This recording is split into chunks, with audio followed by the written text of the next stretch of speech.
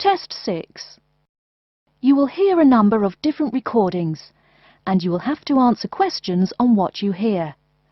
There will be time for you to read the instructions and questions, and you will have a chance to check your work. All the recordings will be played once only. The test is in 4 sections. At the end of the test, you will be given 10 minutes to transfer your answers to an answer sheet. Now turn to Section 1.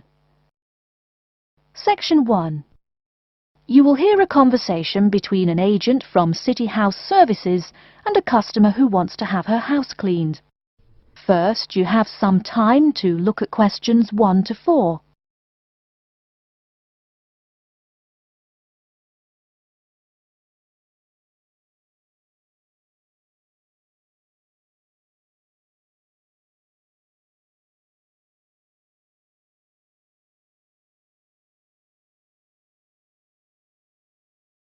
You will see that there is an example which has been done for you. On this occasion only, the conversation relating to this will be played first. Good morning, City House Services. How may I help you? Good morning. I'd like to arrange to have my house cleaned. Certainly. I just need to ask a few questions. First, could I take your name? Yes, it's Barbara Hill. The woman says that she is Barbara Hill, so Barbara Hill has been written in the space. Now we shall begin. You should answer the questions as you listen, because you will not hear the recording a second time. Listen carefully and answer questions 1 to 4. Good morning, City House Services. How may I help you? Good morning. I'd like to arrange to have my house cleaned. Certainly. I just need to ask a few questions. First, could I take your name? Yes, it's Barbara Hill. Thank you. Next, is your house in London? Yes, it's in Kingston in southwest London. Okay, southwest London, and, what's the postcode? SW105. And what is the square footage and what rooms will be cleaning? The whole house is 268 square feet, and there is no need to clean all the rooms. I only want to have my bedrooms cleaned. Okay. How many bedrooms does the house have? 3 bedrooms.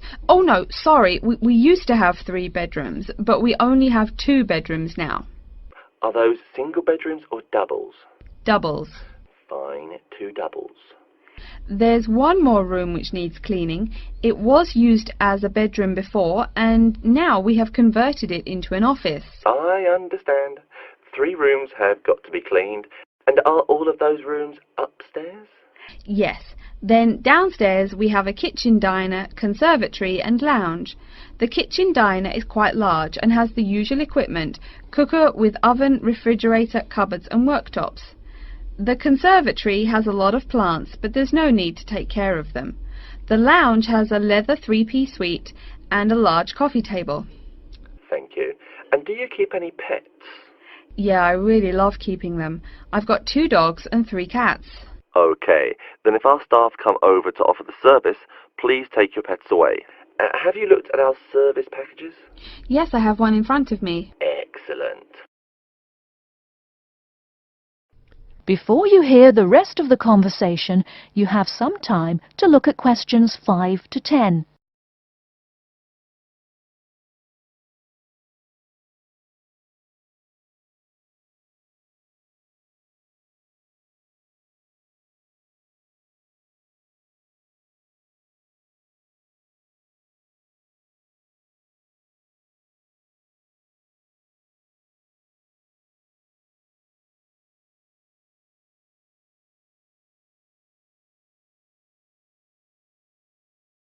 Now listen and answer questions 5 to 10. Any extra services you need? Switching bed linen, work in the garden, clean the glass in the conservatory, that kind of thing? No. Actually, replacing the bed linen, yeah, that would be good. No problem. I'll just make a note of that. How about curtains, mats and carpets? What would you like us to do with those items?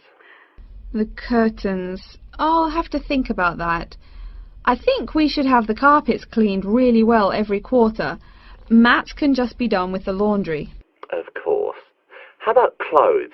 We can have our staff wash and iron them, or we can have them taken to a dry cleaner. Washing and ironing. No, just ironing. That'll be okay. Okay, fine. I know quite a bit about what you want now.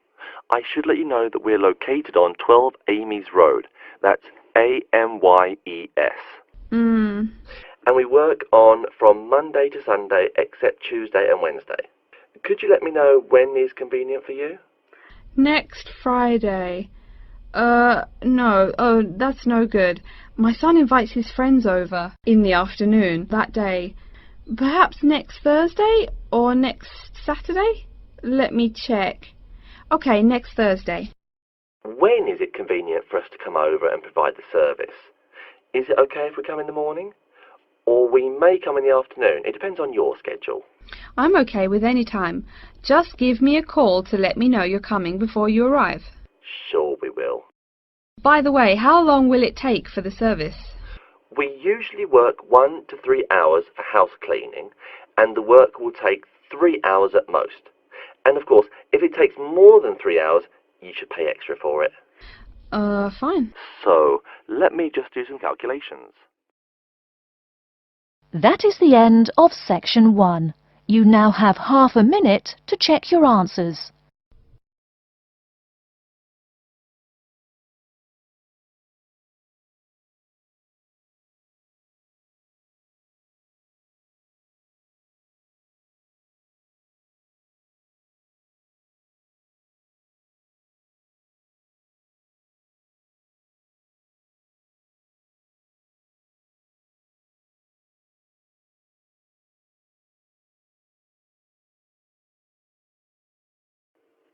Now turn to section 2. Section 2. You'll hear a talk by a security worker from Sydney Airport who is introducing the day-to-day operations of the Australian Quarantine Service. First, you have some time to look at questions 11 to 17.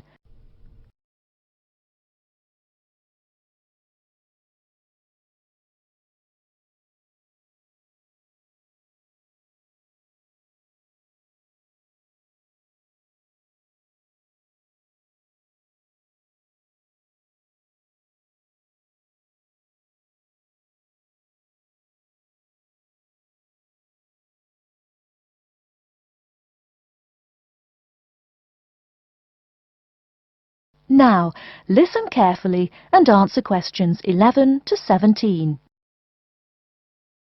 Hi everyone and welcome to Sydney Airport. Today I'll be giving you the inside information on the day-to-day operations of the Australian Quarantine Service here. We hope to provide you with a better understanding of why such heavy security regulations are necessary by educating you on how we operate and why we do the things we do. We're not here to try to persuade you to fly through Sydney Airport, though we hope you'll find your experience relatively stress-free and comfortable. First things first, our personnel. Can anyone guess how many people work at Sydney Airport? We have 200 alone working in Terminal 2, so can you guess how many in the whole airport? I heard someone say 360. That's getting closer. What? Did someone say 2,000? That's way too high. Sydney Airport actually employs 440 people. A lot, right? And about half of those employees work in security-related matters. Moving on to our not-so-human employees, let's come and see our favourite pooch, Milton. Milton is our best drug-sniffing dog on the force. He's friendly to most people. You can even come pet him at the end of our tour. Burnouts, beware though. He'll find everything. Notice that even though there are so many of us around him, Milton stays quite calm. This is the precise reason he was chosen for the job. Dogs that are chosen are not predisposed to sniff out different narcotics. That's something we teach them already. So here's a part of the airport most people never notice, the cargo transport terminal. This is where packages are shipped to and from. Normally we ship around 4,400 packages per month. In this airport alone, over 52,000 packages were shipped in and out over the past year. We ship to and from 170 different countries. Not bad, eh? Probably it will go up to over 72,000 packages this year. And despite over 100 flights in and out of here daily, the number of lost or delayed packages is impressively low. If you send your package through here, rest assured we'll get it where it's going. Let's move on to the area most of us are familiar with, the passenger terminals. In order to be allowed into this area, you must pass through security with your ticket and, if you're travelling internationally, your passport. If you're travelling domestically, you just need a legal form of ID. If you don't have those, you will not be allowed to pass through security and board your flight. During the security scan, your carry-on items will be checked for dangerous items such as weapons, sharp objects and liquids that exceed our specified limit. If you attempt to pass any of the prohibited items on this list posted at the entrance, you are still allowed to board the plane, but you'll be given a warning and your item will be confiscated. Don't worry, we will not arrest you for having too much shampoo in your bag or anything like that. We also search your carry-ons and parcels for any perishable items. We prohibit the transportation of local vegetation and prohibit parcels containing any insects in them. You may or may not have learnt about this in biology class, but when some plants are introduced to a new environment, they spread wildly and wipe out the current species around it. It is important to control the introduction of new plants into an ecosystem, so we must prohibit the transport of any fertile seeds. So what happens to parcels containing possibly suspicious items? It's of course something we do not take lightly here. If an object passes through the scanner that appears suspicious in any way, it is separated out for manual search by a member of our trained security personnel. If an illegal plant or simple sharp object like a pocket knife is found, it is simply disposed of in our biohazard waste containers, and the package itself is returned to the sender, or passenger if it is for a passenger flight. More serious weapons are reported to higher authorities for investigation. Before you hear the rest of the talk, you have some time to look at questions 18 to 20.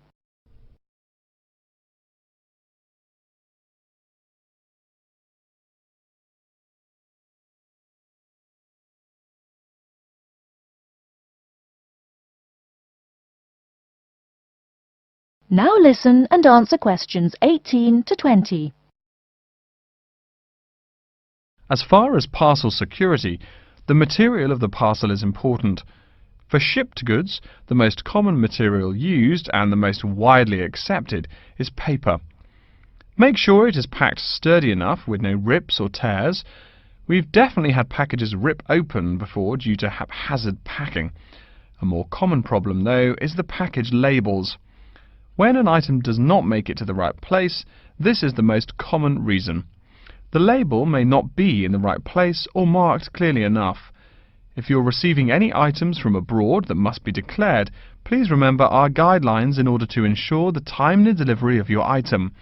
Make sure it is packed correctly, and we ask that you notify customs between 2 and 10 days within the item's scheduled arrival date. OK, before we move on, are there any questions? That is the end of section 2. You now have half a minute to check your answers.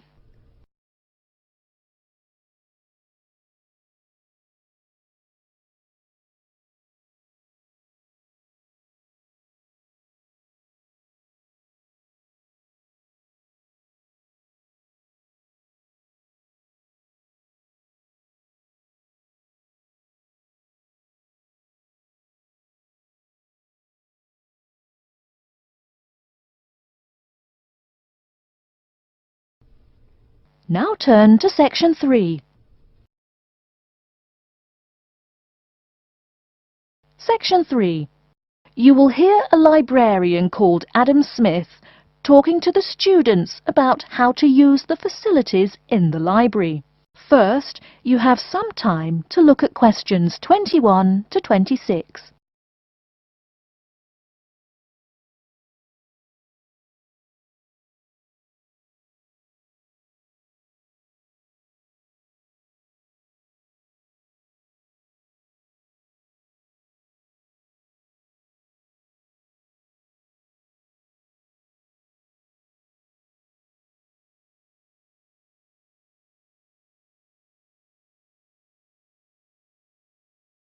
Now listen carefully and answer questions 21 to 26.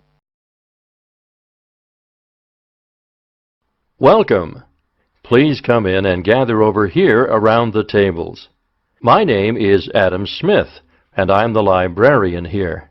I'll show you around today and explain how to use these facilities. Hopefully, when I'm done with it, you'll know the ropes.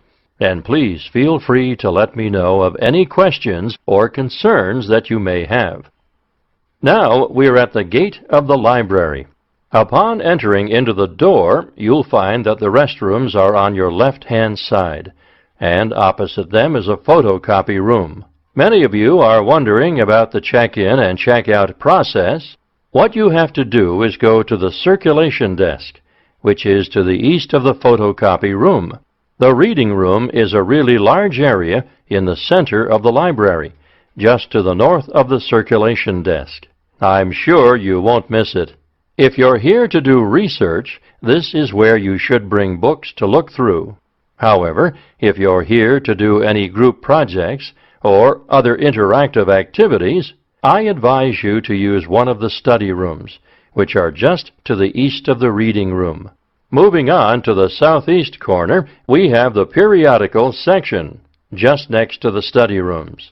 We have a collection of different newspapers and magazines in this section. You can get last week's weather reports or all the top stories 5 years ago. Our periodicals can be traced back 20 years to the time when our school library was built. Our first question. Yes. Can we check out magazines from the library? I'm sorry, but you cannot take any periodicals out of the library. You're welcome to read them for as long as you want while you're here, but you cannot check them out. I wonder if there is any place where we can get some food in the library. Do we have a store here? Of course.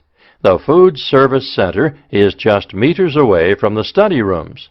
It's on the northeast corner as you look at the map.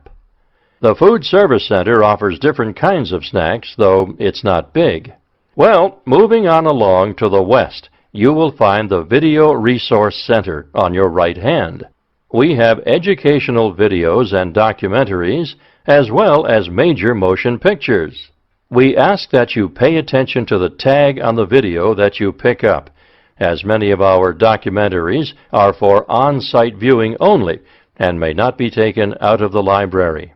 To the west of the Video Resource Center is our satellite TV station. Here we stream the news from Channel 19 for most of the day. How many channels does it have? It does have nearly 200 channels, but we generally will give top priority to channels with some big events, like presidential addresses or other breaking news. During the coverage of the presidential debate, students will take a break from studying and flock to watch it. Last, but perhaps most important, is the inquiry desk. It's just on the left-hand side when you walk into the library, so it's impossible to miss it. If you have any questions about how to use equipment or where to find something, come and ask the assistant. Don't be shy, because that's what they're here for. Before you hear the rest of the talk, you have some time to look at questions 27 to 30.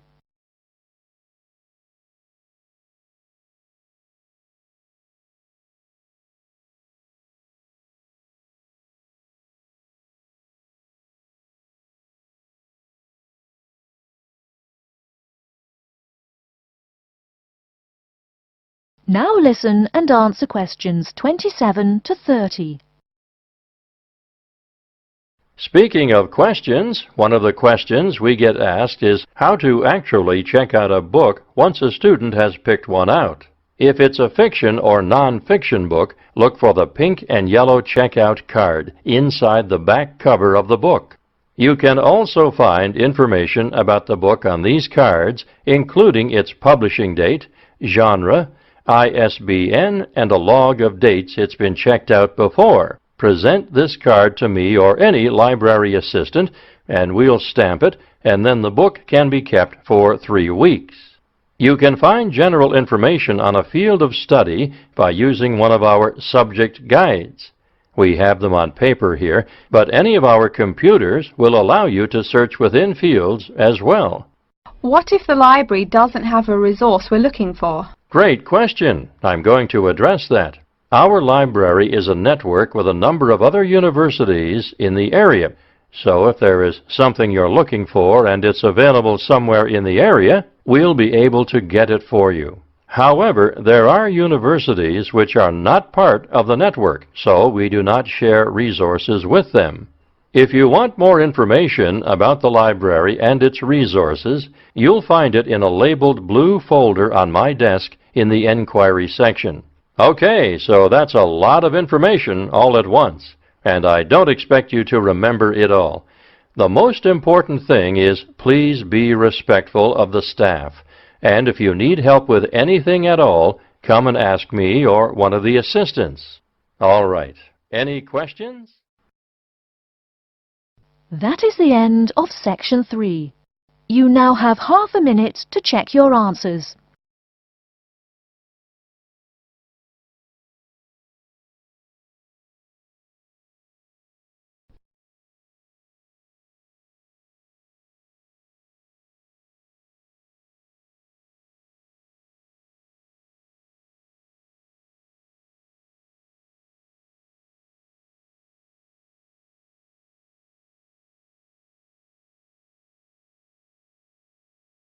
Now turn to Section 4.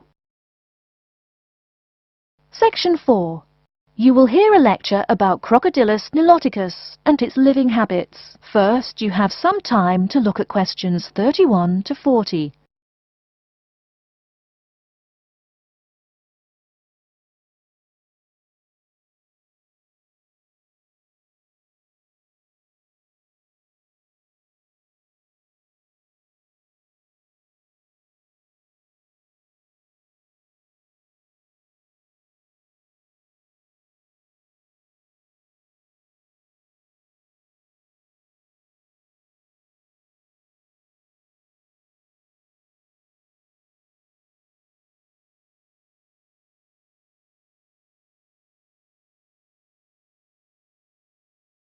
Now listen carefully and answer questions 31 to 40.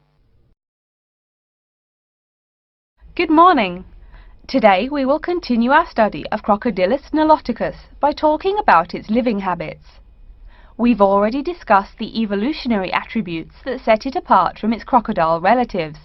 Does everyone remember that? Yes, it has an extremely narrow snout and 3 or 4 rows of protective scales on its back, as compared to 2 rows on other members of the Crocodylus genus. Let's take a look at how these carnivorous man-eaters live, where they live, and finally, whether they really deserve their vicious reputation. To start, I'd like to address a great question posed to me by a student during yesterday's office hours. We talked about the distribution of crocodiles in Africa and saw that they are highly concentrated in the south and west of the continent. This student noticed that on the map displaying the distribution of crocodiles across Africa, there were no crocodiles in the northern region, and found no mention in the literature of the existence of crocodiles in the north of Africa. Why might there be no crocodiles in North Africa? Let's save this question for later in the lecture.